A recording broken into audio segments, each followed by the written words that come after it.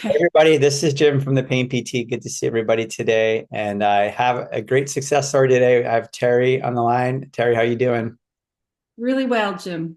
Yeah, I'm so happy you're here. We talked about this off air last session that you were looking forward to this day, and I'm just so happy you're here to share your story. So I'm going to turn it over to you and have you start. Okay, thanks, Jim. Yeah, it's always been a goal of mine to be a success story on your channel right from the start. You're here. The day has arrived. Yeah, really. Um, I just want to say thank you because you've been a beacon in my storm, and really, without that, it would have been so much harder, or just this day might not have come at this point in time. But You're I'll just welcome. go back a, I'll just go back a little bit. So some of my main issues in this last, I don't know, it's been about 15 or 16 months, has been digestive and diagnosed with um, gastritis and functional dyspepsia and IBS probably really most of my life, um, and then sciatica back pain. But when I think back as a teenager, I was having GI issues back then, and I really kind of forgot about that because after doing this work, yeah, you kind of reflect back. I've always been a somewhat of a, I don't know, high strung or nervous person, I think. And I definitely come from a family of, you know, adverse child events, as they say, like many of us have.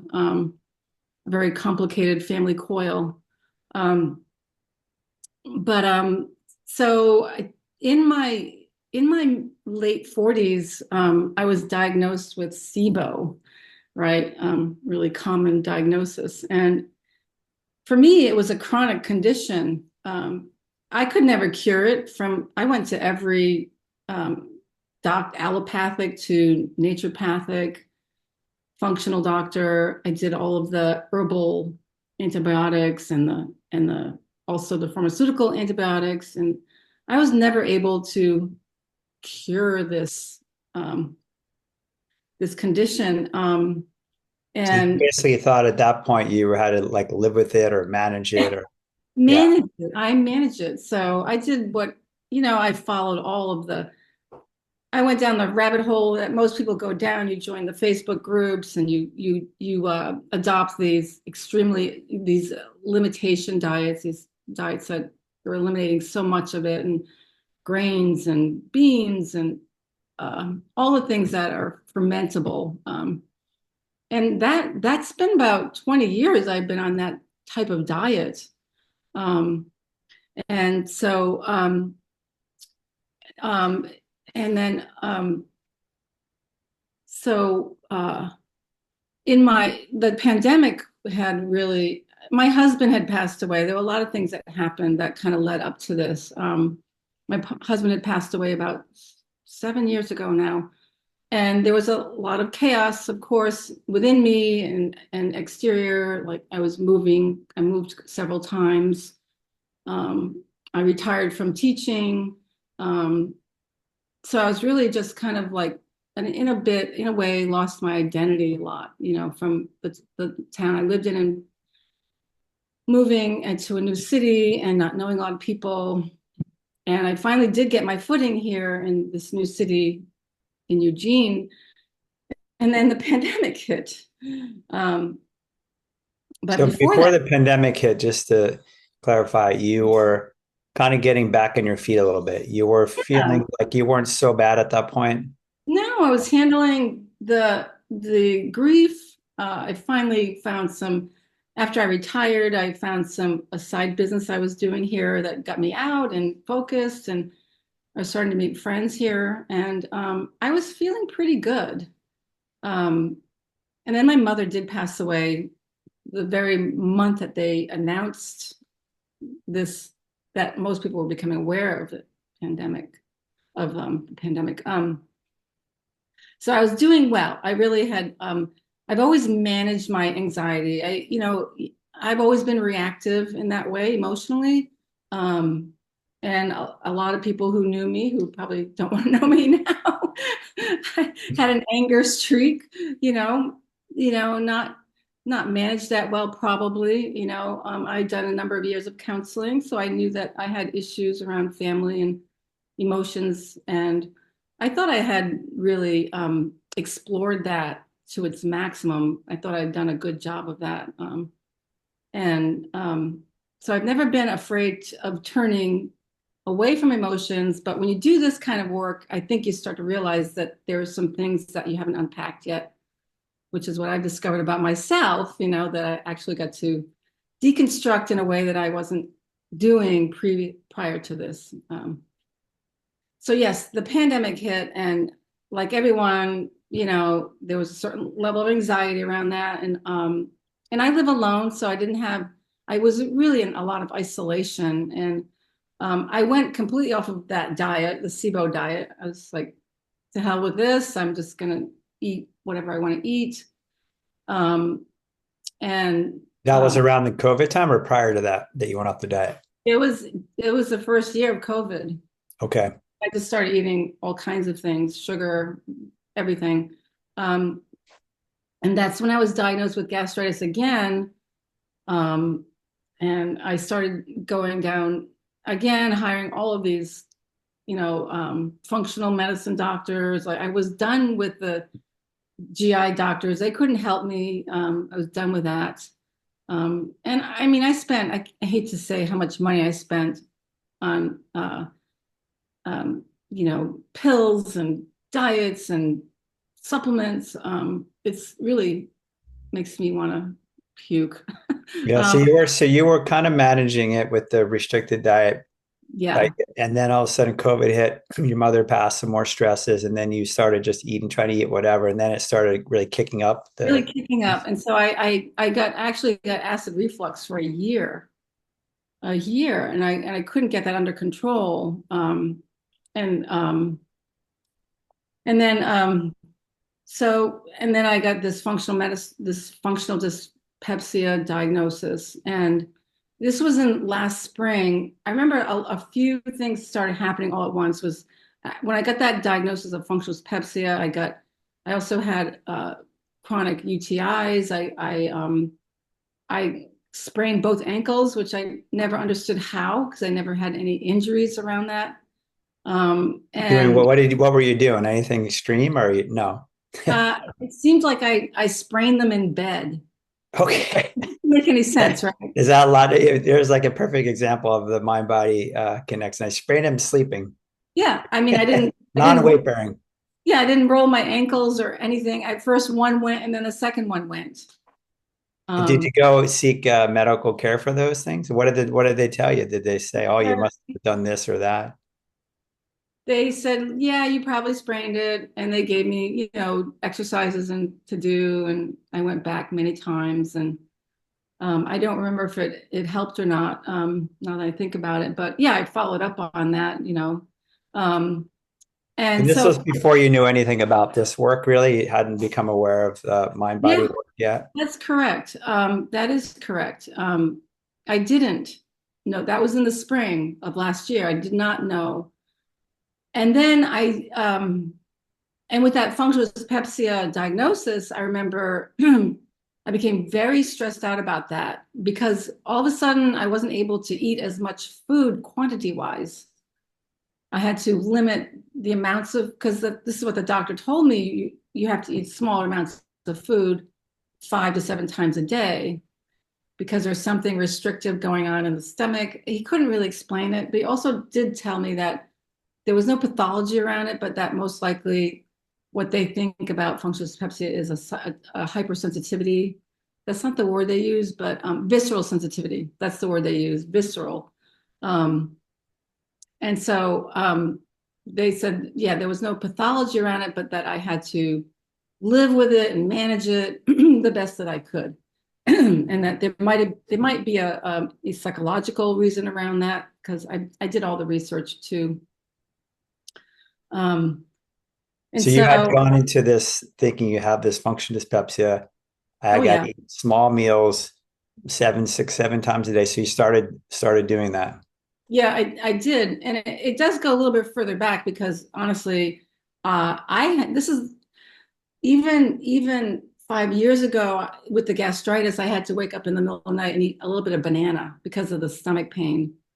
And I was on a gastritis Facebook group, and it's all the things they told us to do.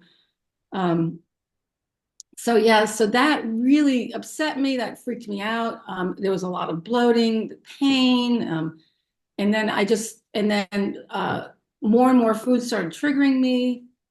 So I found that I was dropping foods.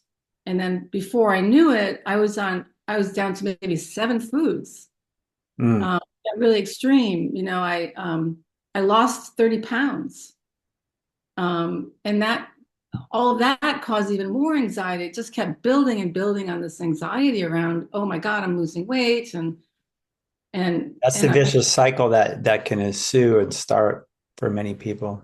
yeah, it seemed like the symptoms were feeding into the anxiety and vice versa, and then and then I got started getting pain in my glutes and my legs, and I went back to a physical therapist, and I got a diagnosis of sciatica, sciatica back pain.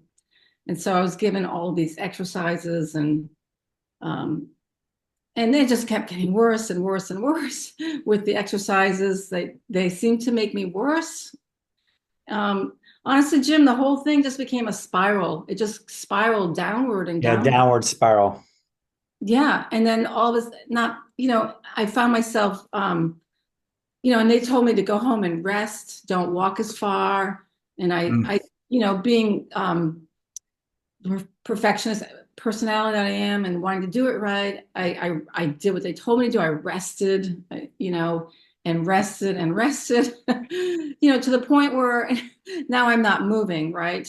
Because then there was this fear kicked up of, well, I'm going to hurt myself. There's going to be more pain if I do this. And that also became a vicious cycle. And then Mm. You had this food stuff going on where you could barely eat. You had the pain going on, so you could barely move. yeah, And so just spiraled. And what happened when it got so I bad? became bedbound. I became bedbound. And my anxiety just kicked in full on. It just really, my anxiety got almost out of control. My friends were really worried about me. Um, and, um, and so um, it was really traumatic. And How I long became did that period last where you were basically bedbound and doing very little? probably about 6 or 7 months. Wow. Yeah. And I would go from the bedroom in the morning to the couch. And I would lay on the couch. And there were times when I couldn't read. I could look at the computer, but I couldn't read a book. I mean, I couldn't walk to the mailbox. I couldn't walk to, just getting up. There was a fear of I'm going to hurt myself if I move into the kitchen. Um, and so it just built on it. It just kept building and building. So it Uh, got to a pretty dark place then when it it was did. really I bad. mean, it really did. At one point, Jim, I just didn't want to be on this planet. Quite honestly, I mean, I was never suicidal, but I just didn't want to be here because I didn't see a way out. I did not see a way out. And I also didn't think that I was going to get better. And I'm a little bit, the timeline's a little bit confusing here, but I did start researching this last summer. And before the SADC, no, this was right around the Summer of time that I got, 2023. yes, this was around the time that I got the diagnosis for sciatica. I found you, and I I coached with you like a few times, not a lot, maybe 3 or 4 times, and and I had learned about it even before meeting you. I forget how. I was just doing internet research, and I read Dr. Sarno's book, and I said, "This is me. I have that." And then I found you, and we coached a bit, and I remember a friend telling me that this TMS was really unattainable. It wasn't realistic for someone to really do this work because it was so tedious and impossible to reach for. And I remember believing that, and I believed that. I thought this work is it's too hard. How does anyone achieve this? How do you manage your thoughts, your anxieties, and also not be promised any kind of immediate recovery, knowing that this could go on for a year or 2 years. It all just seems so impossible, Overwhelming, right? In a sense. overwhelming. And Yeah, I remember that when we first met, it was you were struggling badly, right? And wasn't I really was, weren't able to really get going at that time. I remember that, I think you'd yeah, stopped, right? We did 3 or 4 sessions. I didn't see you for a while after that. yeah. And I remember sitting down. Oh, I had sitting issues, major sitting issues. And I remember sitting down at this table and talking to you. And I said, "Hey, look, Jim, I'm sitting." And you're like, "That's great." And then after our session was over, it got worse. The sitting pain got worse, and I got mad at you. A lot of people do actually, and part of their healing journey. I've come to accept it. It's like, wait a minute, look, he led me into, further injury, But this is what my brain believed, right? I was totally not, I didn't know enough about TMS because what I realized that it really takes, for me, I'm speaking for myself, but I think it's true for a lot of other people, that really takes a lot of time to educate yourself, to become educated around this. Um, in order for your beliefs to start to strengthen and grow.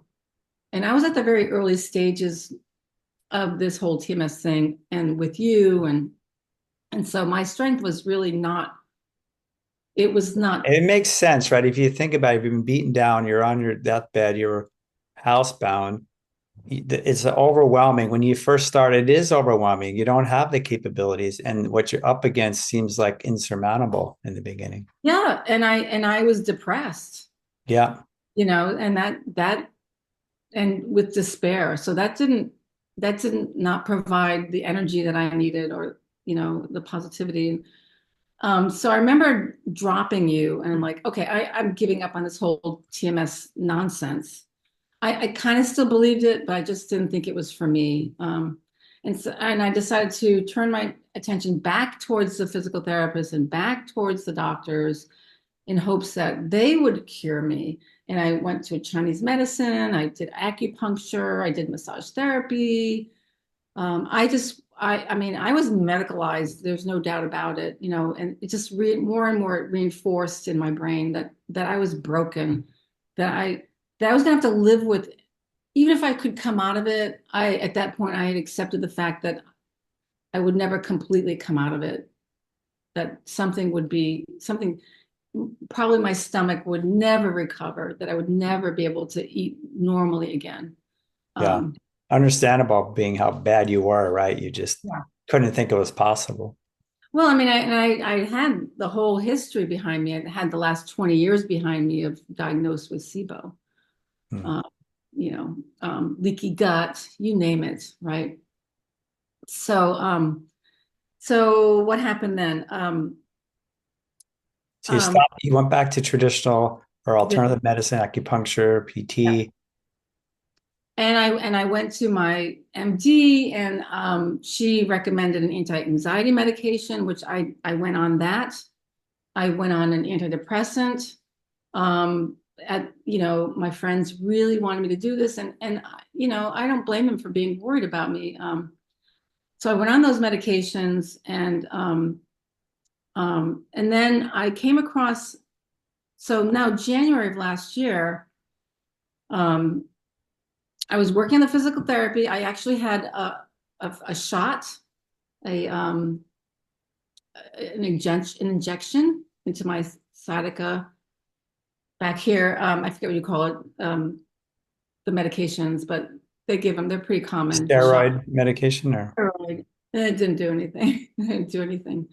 Um, so, um, so I came upon another coach, and and I went with him, and he's pretty well known. And I stayed with that coach in the group calls. It wasn't a one-on-one relationship. It was group calls. And I did that for about oh, from January to maybe June of this year. And I learned a lot through that. And I have to say that the group community really helped me a lot. And I learned a lot from them as well.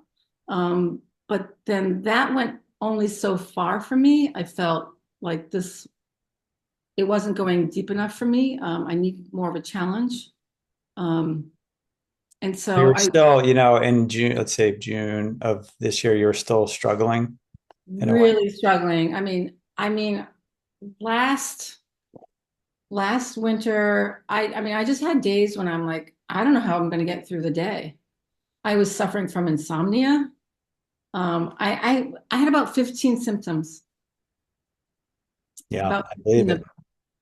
and insomnia was a killer for me. I was glad if I had 3 nights, 3 hours a night. That was like a good night. And Mm. that just went on. And that really brought me down. I mean, obviously that increased my sensations uh, and it worsened my moods. I wasn't involved in anything. I dropped everything that I had loved. I mean, I'm an artist, I'm a painter, I'm a soap maker. Everything went away. All of it went away. And not just actually, but my desire for those things went away. I just lost the desire for those things. And I Yeah. never thought I'd return to them. Depression. So you had pretty high depression at that Yeah, point. it was dark. And I wanted to mention that because I've seen a lot of success stories and I've looked for success stories where they would touch upon that because I needed to know that I wasn't alone in that. Um, so I wanted to share that with your community because just know that even even when it does seem so dark and it doesn't mean you can't come out of this, and I was at that point where I just didn't believe I could.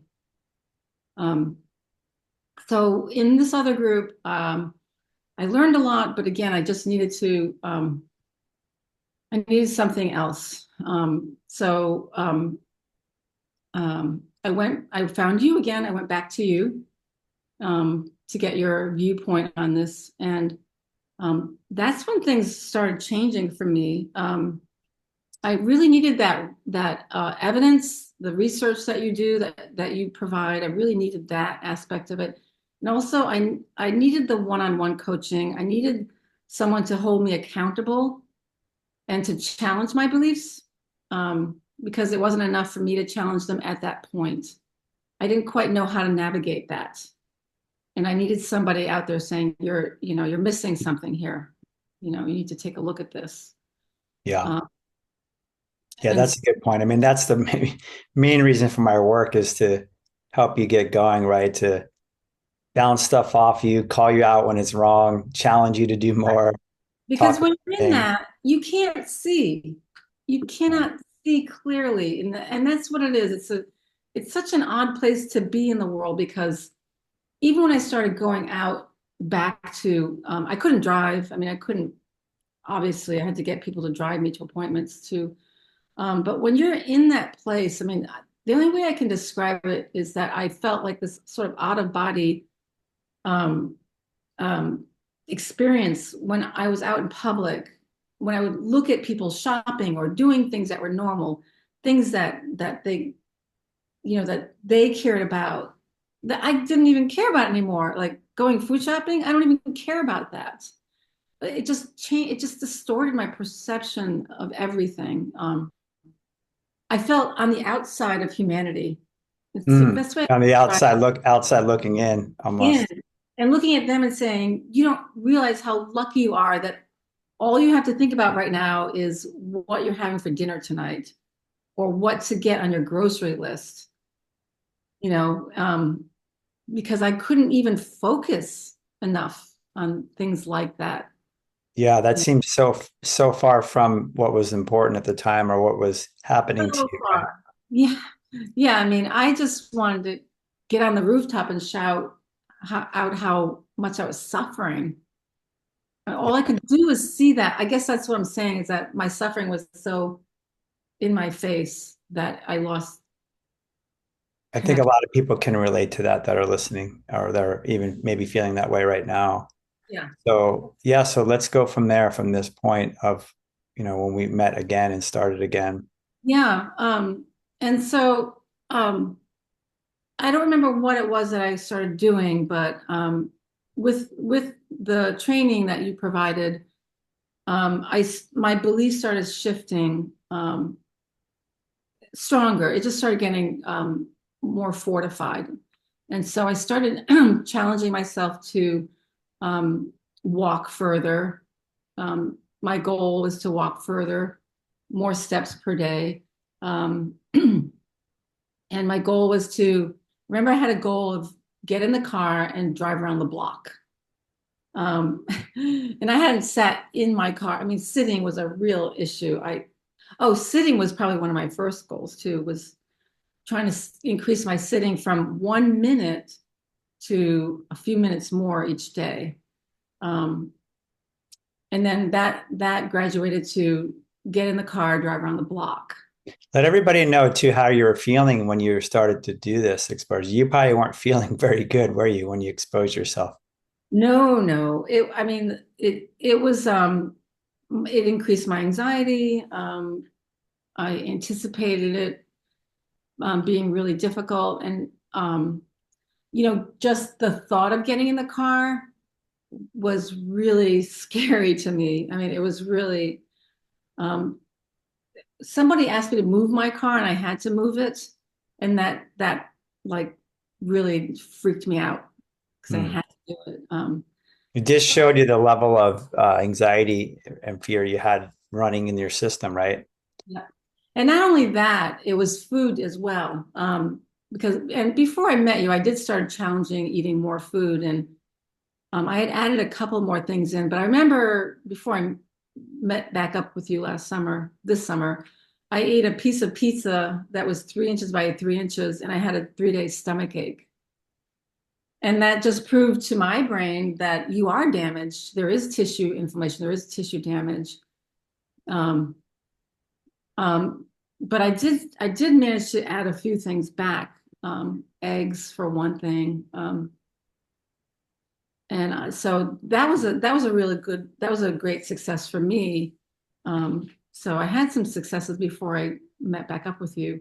Um, but as I started challenging myself more and more, I felt the anxiety rising in me. I had it, it was always present, sort of humming in the background. Even if I walked in the kitchen with a thought of preparing food, the anxiety would start to kick up. And I would look at that and say, what is this? What is going on? All I'm doing is standing here. you know, it was so automatic. It was just so conditioned in me. And I just didn't know how I'd gotten into this situation, into this place in my life. Yeah. Um, So you started to like do some things. You were doing a little bit more, but you were having still a lot of anxiety, a lot of symptoms still popping in your body. And, even trying to reinforce to you that, hey, there's something wrong with my stomach, eating a small piece of pizza, which is nothing. yeah.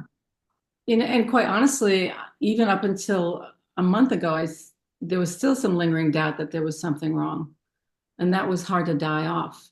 Um, but I remember that every day I just started seeing every day as an opportunity to add one more challenge to my thinking process, to my beliefs and behaviors.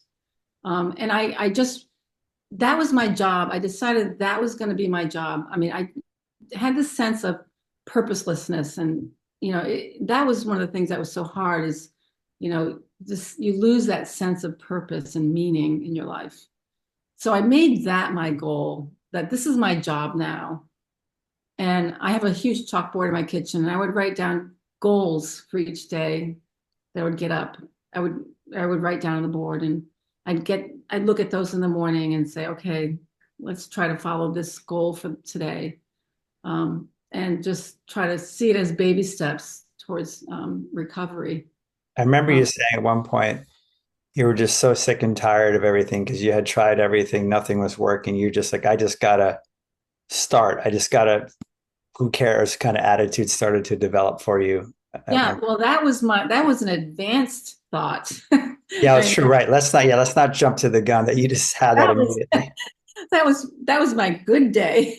Yeah, that's where it started to develop. You're right. It didn't start out like that. It started with No, just little things, a little it more. worked for that attitude. Yeah. And again, you were having a lot of sensations still and still anxiety, but you were continuing. At that point, you decided, that's a nice word. You I decided did. you're gonna do I things. did. Because, Jim, I realized I don't have a choice. This is not a choice. It's either, do it or stay the way you are, ad nauseum forever. And I never felt like I had a choice. And at a certain point, I just kept saying, trust Jim. Because even if I don't trust myself, I had to put my faith in someone or something because I knew I didn't have enough of it inside of me. And so that was like a leap of faith to really jump in and to say, I'm in 100%. Yeah. And I really think that's really important to pause there. That's where people struggle. They're not in they're I mean, of course you're gonna have doubts and anxiety is gonna run through your system and tell you, I don't know what, but you decided to say, let's trust this process, let's trust it, let's just go for it. And like you said, we'll get into some stories about it where it was taxing you extremely, where you were pushed to not saying, I don't know, right? And I kind of kept saying, look, you're fine, let's keep going, right? So we kind of kept building for you. Right. And even when you think you're in, you're not always in. Like the part of your subconscious is like, no way, I'm not in. So that's always, that's the part of the process though, is sifting through that. Um, Yeah. Yeah. So and you so, started doing a little bit more. You had your goals on the chalkboard, you write them down, you were starting to do a little more as much as you could each day. yeah. So And mind I, you, this let's put the timeline here so people know, because this is going to be incredible how much you could shift in a short amount of time. You started this in June, right? I think. with you, yeah, I started with you in June um, of this year. Um, and Here we are, so, September 20th. right. So about Um, 4 months. yeah. Yeah. I I made rapid changes, even up until very recently. So one of my big goals was this past summer was to go to the beach. And I was learning, I pretty much I could drive around town short distances if it was under 20 minutes. Um, but I started to think about, I started visualizing getting to the ocean, which is about an hour and 14 minutes away. And I think that was a big shift for me because it was really that took a lot of that took a huge leap of faith because I was really scared to do it, and so I started practicing doing it.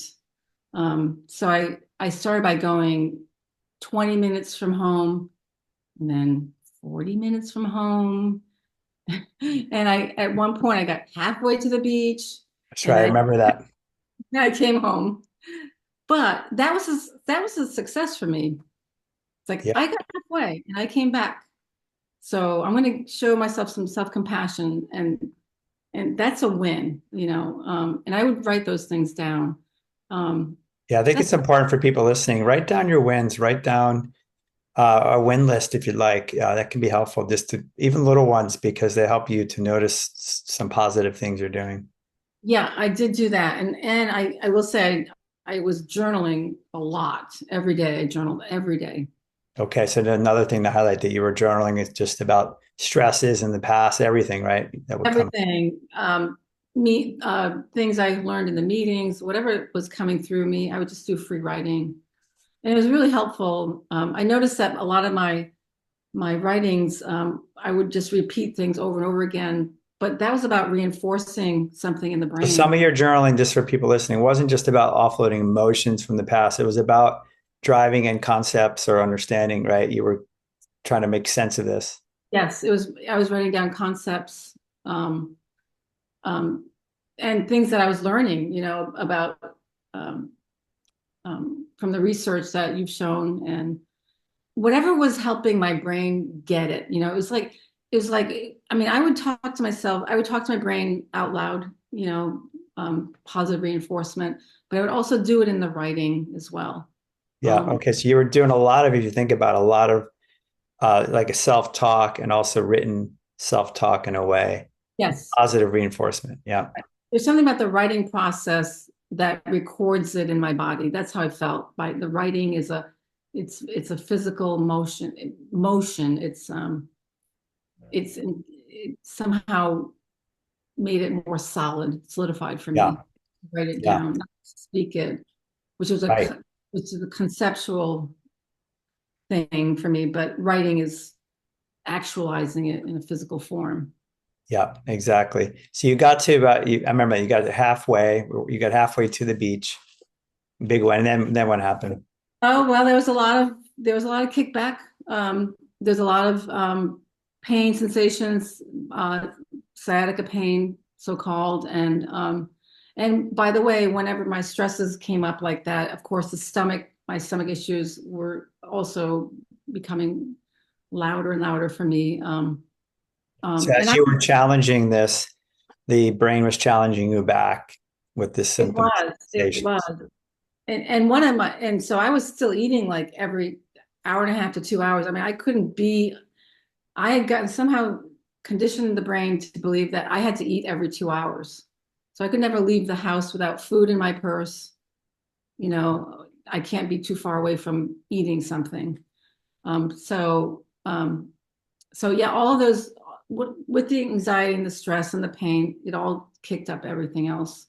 Um, and so I don't remember. I finally did get to the coast. I started out. I was halfway there, and I'm like, Terry, you're right there. It's right there. You're 20 minutes from the coast. And I just said, screw it. I'm going to do it. And so I just said, just get 10 minutes down the road. And I did it. I did it incrementally, sort of like a graded type of exposure. Um, and then I got into town, and then I was still like 15 minutes from the actual sand, getting my feet in the sand.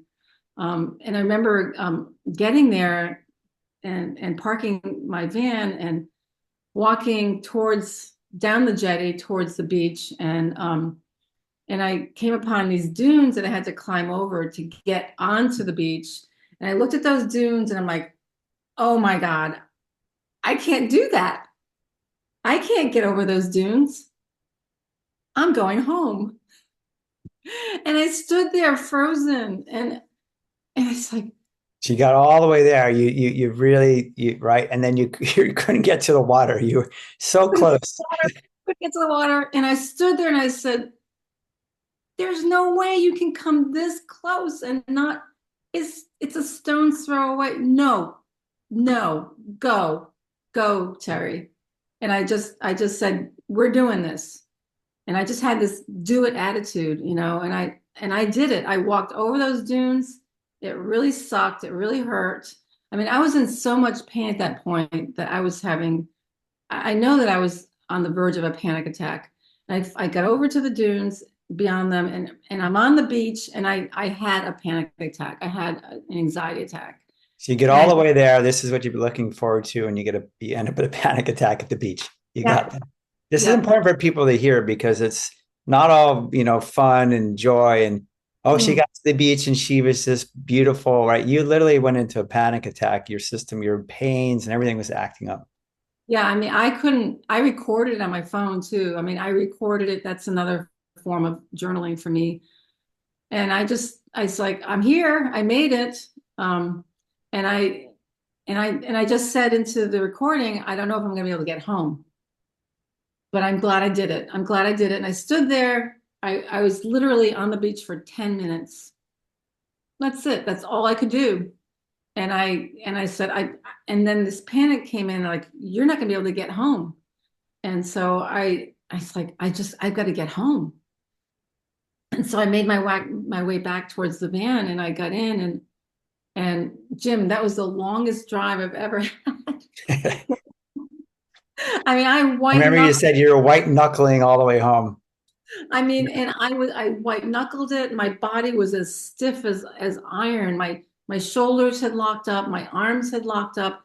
I couldn't let them go. I couldn't relax them. And I had to talk to myself, to the brain, all the way back. You're okay, you're okay, you're okay. You're not in any danger. You're gonna make it, you're gonna make it. And I had to stop the van probably 5 times to get out and walk around it. And I could barely walk around the van. I mean, I could barely walk. And so I made it. I got home and I had what felt like mild version of shock. I mean, it was really it was my brain was numb and the pain was a 10. It was a 10. And I just said, calm down. And of course, I immediately laid down, which my go-to was to lay down. That was my safety place. The couch was my safety place. Okay, lay down. You can do this. And this was just in July, I think, or June. Might have been June, July, late June. Yeah. You I'm know, clear as day because it wasn't that long ago. And then what happened after that? Because I saw you, uh, that night, I didn't sleep. I got maybe an hour of sleep. And it was, I was convinced that I was broken, that I was doing this all wrong. I mean, it was not really, I tried to calm myself down as much as possible, talking from the limbic brain and understanding what the amygdala was trying to do was trying to hijack me, which it did. Um, and I didn't sleep the next night either. For 2 days, I was affected by that. Um, and then I saw you not long ago after that. Um, and I remember telling you that I had done too much. And you said, no, no, don't say that. Don't say that. That's just hurting yourself. You need to get back into the van. You need to go back to the beach. And I remember resisting, saying, no, no, I you had can't. said to me, you had said, Jim, I got there. I did it. It was so hard. I'm glad I did it, but I can't do it again. I'm going to focus on some otother things now instead. What you told me. I said I was going to focus on riding my bike. Yeah, that's what you told me. And then what did I say to you? Of Yeah. I forget a lot too, but course. yeah, I said, no, that was too much, too soon, too much. Let's just stay at home. Let's stay within the vicinity of what feels safer to me, safest, let's do more graded exposure. That was too much. This is what I was telling my brain. Um, so I asked you, I said, I remember one of our meetings, I said, should I do this again? And you said, yes, no boom or bust. You told me that I had done flooding therapy, which I said, and that's when I said, well, I didn't know I did flooding therapy, so I didn't know what I was signing up for. And you said, well, you did it, so you can't go back now. Now we know you're capable of doing this, so that's why you have to do it again. Yeah. Just for everybody listening, flooding therapy is just like it sounds. You go and you do a lot and you get flooded with tons of chemicals and stress and symptoms and everything Terry experienced. And that's the boom, but you can't bust. Everybody's busting the roller coaster. And I see it so much. So I call people out. I said, this is not for easy work. I said, you can do this. I said, flooding is actually safe. Yeah. But it could be severe. But I said, if you don't go back to the beach, your system is going to remember that last experience and imprint that in your brain with fear. And it tried its best to do that. And you also told me to consider it a behavioral experiment. You know, just go with this curiosity. And you said money back guarantee. It's not going to be as bad. I did say that I to you. think I put my money on the line, everybody. I told her, but what happened? So you did, so you eventually said, okay. I challenged you to go. I said, you have to do it once a week. And you said, okay, I'm going to do it once a week for 5 weeks, I think you said, or 4 weeks. and that at that point, Jim, I noticed that my attitude started changing. I started getting a more cocky attitude, more of my I started using anger more as a tool to fight back against what I knew was the brain manipulating me, the amygdala brain trying its best to keep me back. And the more I saw that as its only intention, which is to keep me safe, how it perceives me as being safe. That's when I started really pushing back. That's such an important point, everybody. Pause again, and so many good pauses here.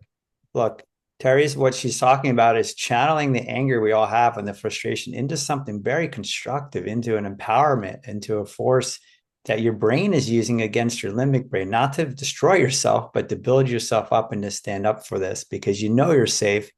But you Yep, said the cocky attitude, the confidence, that needs to come in, doesn't it? If you're, especially if you're doing a flooding therapy, you can't sit back and just take it because you'll be destroyed by it.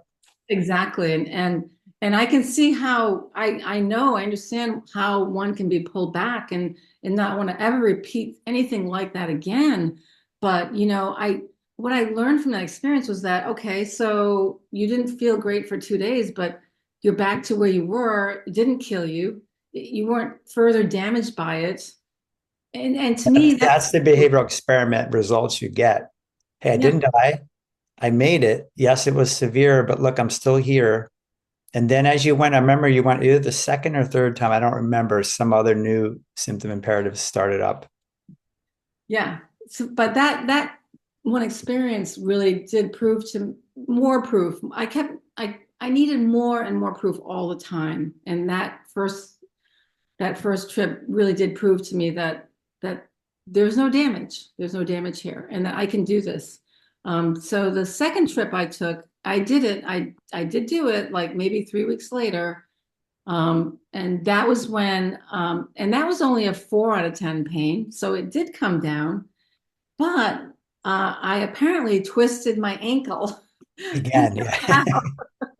I asked you that. I said, "What did you do? Were you running over the dunes this time?" You're like, "No." And you had both. It was both your ankles, wasn't it? Well, first it was one. So, I mean, all I did was step out of the van and I noticed something. And then I walked on the beach. I actually walked down the beach this time. And then I thought, I'm feeling so good. I'm going to go into town and I'm going to walk downtown. Well, I parked downtown and then I'm starting to walk downtown and that's when the ankle pains kicked in. I'm like, this is dumb. If I had really hurt myself, why did it not happen an hour ago? Yeah. Um, But so you were at the time, I remember you were, again, it got your brain for a little bit because I remember you said, I'm going to physical therapy for my ankles. And I said, why are you going to physical therapy? I the said, you can't doubt, do anything to your ankles. But see, this is how powerful this stuff is. doubt. I mean, the doubt is the thing that lingered the longest in me Yeah. because any little thing uh, was trying to prove to me that this was physical and not emotional. Yeah. And I get hooked in, like a fish on a hook. That's right. And most of the time, at a certain point, I could step away from that and see that and understand that intellectually.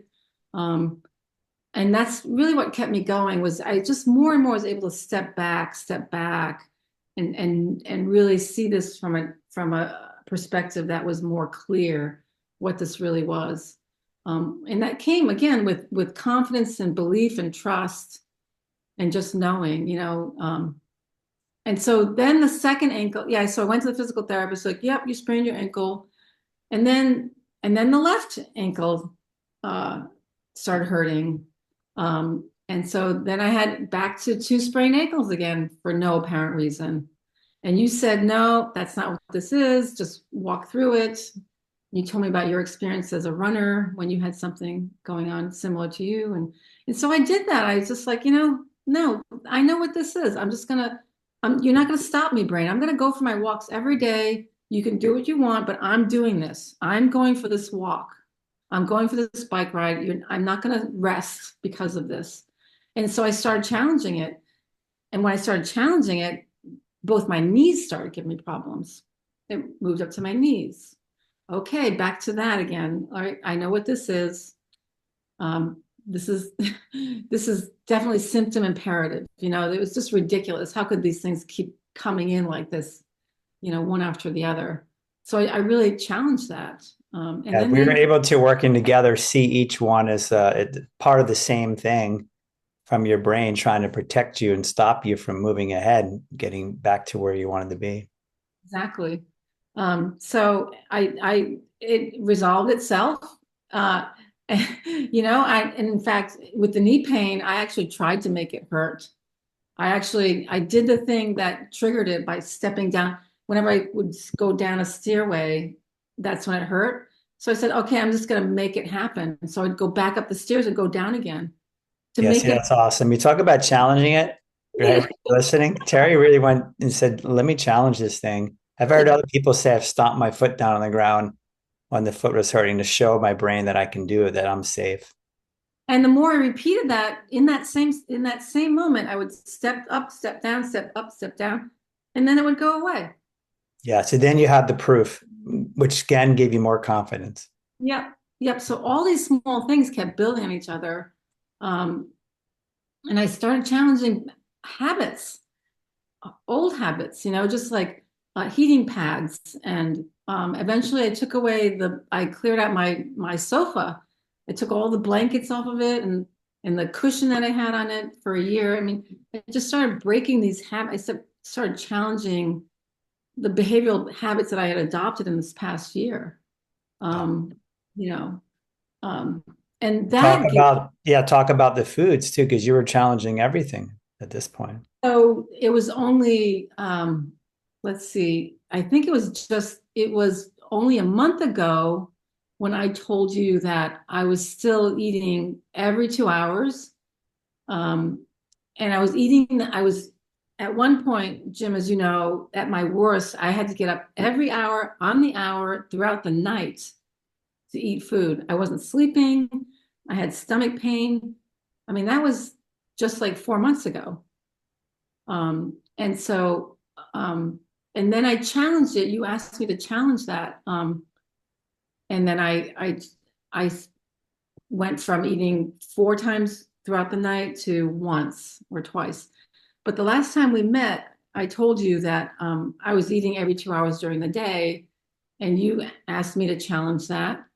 And I told you, I said, I will right after this phone call. I will. And Yes, you took that. By the way, everybody listening, when Terry says that I will do this afterwards, I can tell you again with confidence that when people have this attitude, because I've seen it in people recover, they're gonna recover because that attitude you have is let's go. I'm not gonna challenge it. There wasn't the fear, oh well, let me see, I'll think about it. No, we're gonna do it. Right. So no, that was huge for you. there was no hesitancy. I was excited to challenge it. Yeah, I, you got excited. I Look at it. It want, went from fear to excitement. yeah, I'm like, I want this.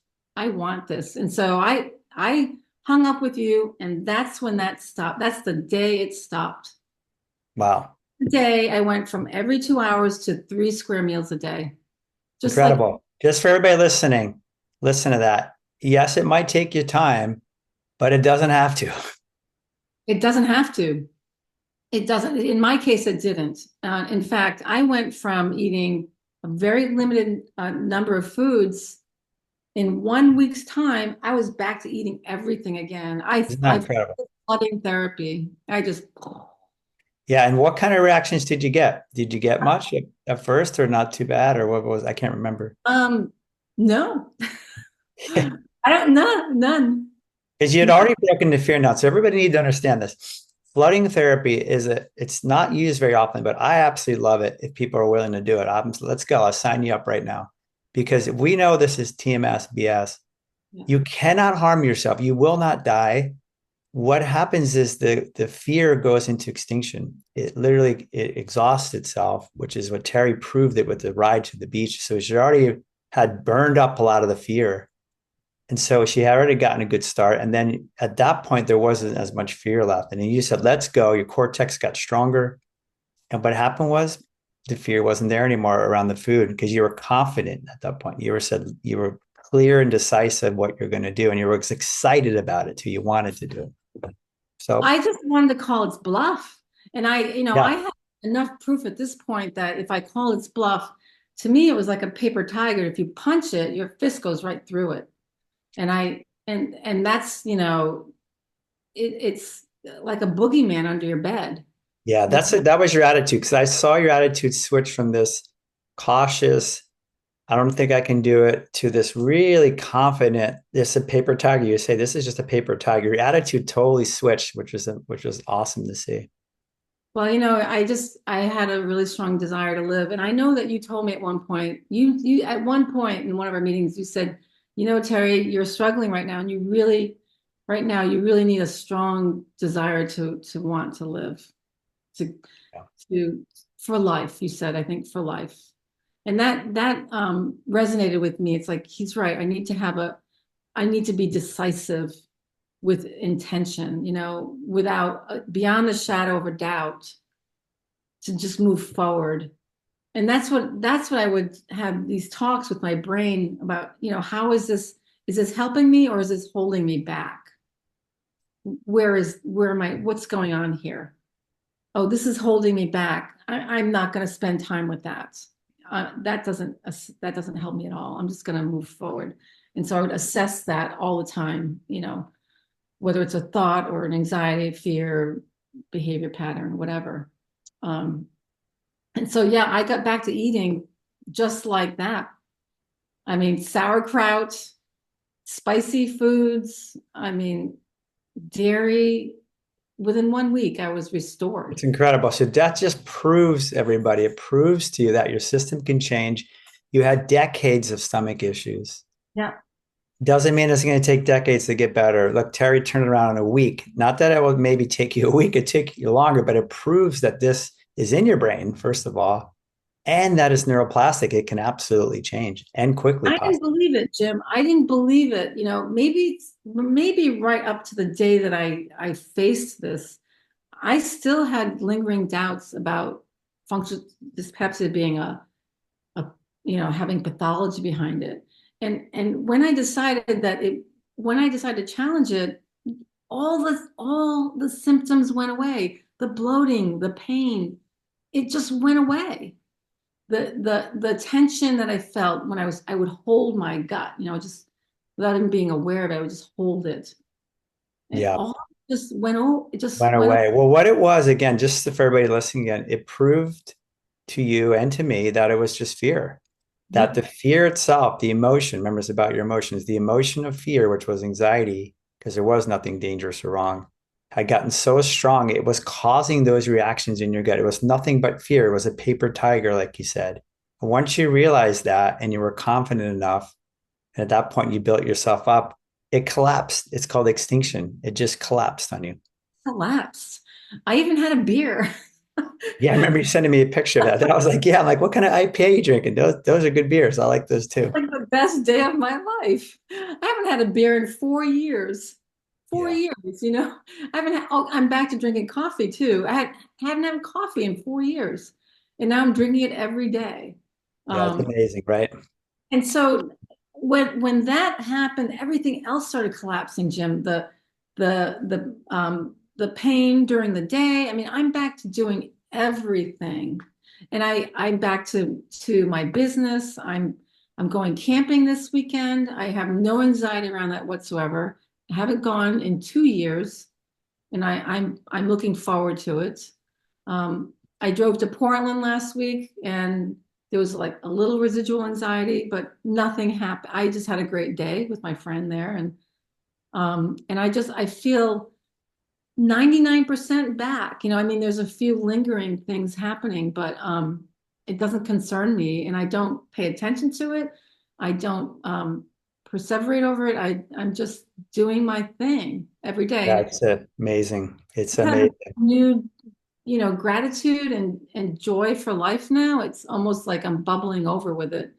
And in Mm. fact, sometimes it's a little too much. I'm like, okay, Terry, it's all right, settle down. Well, I mean, it's such a profound recovery that you can't help but just be ecstatic, right? And excited because you have life is limited for so long and you Yeah. see such a drastic change so quickly. It is like a miracle in a way, but it's at the same time not. It just proves to you and everybody else listening, you can get better, right? You can. And I mean, I was as low. I mean, I'm sure you can go lower than I did, but I was down there. I was down there. And I had a few friends who they couldn't handle it and they couldn't stay with me. They had to. sever ties. And I understand. But I feel really I've come out on the other side of this. And, I hate to say that sometimes we need to have these sort of crises in our lives to sort of step back, but I've learned a lot about myself in ways I thought I'd already understood or learned, but realized I hadn't, and it's really changed me for the better. Um, and so it's true when people say that it was a great gift to them. I can see that, how that. You can see that now, but at the time, it's not a gift. And everybody listening, you'll feel this way when you get to across the bridge to the other side, like Terry's talking about, but you can't in the middle of it. But it is truly a gift because it changes you so much on the inside. And the other thing, Jim, is that our perception is so strange, but at the time, it's now when I look back, it's like that was really easy. Yeah. Hard. What took me so long? You know, Everybody says that too, by the way. They're like, oh, I could have done it a lot faster now that I'm thinking about it. well, But it's not necessarily true, but something had a flip in you and it did. And it was you, the rubber meeting the road. Everybody hear this. It was not easy for Terry. What she had to do was face her probably greatest intensity of fear that could possibly arise in her yeah, and get back and do it again. It's called exposure therapy. And again, regardless of the intensity, and building her self-talk and her building her safety and confidence. And all of a sudden, it's called descending inhibition in your brain. Your cortex gets stronger and you realize the fear starts to drop off because you've exposed yourself to it. Nothing bad happened. You're still alive. And the fear starts to go down. And it's that simple. I used to go to the supermarket every single day, whether I needed groceries or not, because it was so hard to do. And I would just walk through the aisles and get back in the car and go home. Yeah. And it was just I knew it was about exposing myself to that really basic activity, and I would stand there in line like feeling this welling anxiety. I'm like, what is this? What is this? I'm in a supermarket. There's nothing dangerous happening here, Yeah, you know. that's the alarm in the brain. That's the anxiety. It gets out of control for people. It gets overstimulated, overactivated, which it did for you because you went down so far. Right? The more you avoid and the more you pull back, it's typical. It happens because we just think that's what we should do. That's what doctors tell you to do: rest, don't eat the food. But what people don't realize is it builds more fear and Right. threat in your brain, and the brain starts reacting more, and it gets worse. And that's the downward spiral. But I want to finish on this note. You entered the upward spiral. You entered the upward spiral, and as you did, you spiraled right out of this, okay, in a way, and very quickly. So I just want people to know it's possible to get out of this quickly, possibly. It might take you Absolutely. some time, but we don't know. Absolutely. I didn't try to focus on time frames at all. I just knew that I was doing the right work, and that's all I You really. trusted the process, like you said. You trusted in me. I knew with confidence that there was nothing wrong with you. And you really took to that because you have to hang on to something until you can develop the trust in yourself and the confidence in yourself, which is what you eventually did. You bet. Yeah. Yep. Yeah, awesome, Terry. It's such a great story. I know we could talk for a lot more time, but we got to go because I got somebody here. But I'm Sure. just so happy for you, and your story is going to resonate pretty deeply, I think, with people that it's possible to get better and it can turn around possibly quickly for the person. Don't give up, right? And be Oh, strong. What would be your lasting words for people here? yeah. The anxiety, it's not harmful. Just face that anxiety and just go towards it, move towards it because it's not harmful. It will pass. And the more you challenge that anxiety, you're gonna find you're gonna find improvements really quickly. So I would say just be brave and know that you're doing the right thing. It's the right thing to do. It Yeah, really is your choice. well said. Thank you so much, Terry, for sharing your story. I really appreciate you and being here. So thank you so much. Absolutely glad to help, Jim. I hope it resonates with someone out there.